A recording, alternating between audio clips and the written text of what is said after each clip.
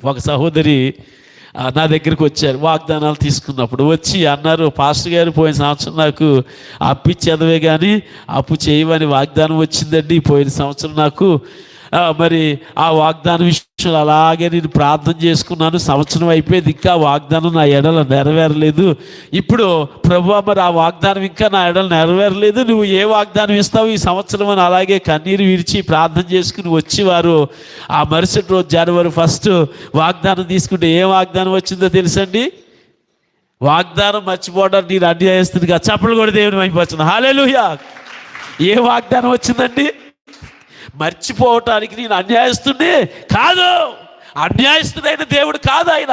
ఆయన మర్చిపోయే దేవుడు కాదు, ఆయన విడిచిపెట్టే దేవుడు కాదు, ఆయన అపకారం చేసే దేవుడు కాదు. నువ్వు నమ్మి ఆయన కోసం నిలబడితే, ఆ చెట్టులో నువ్వు అలాగే నమ్మకంగా ఉంటే ఖచ్చితంగా 30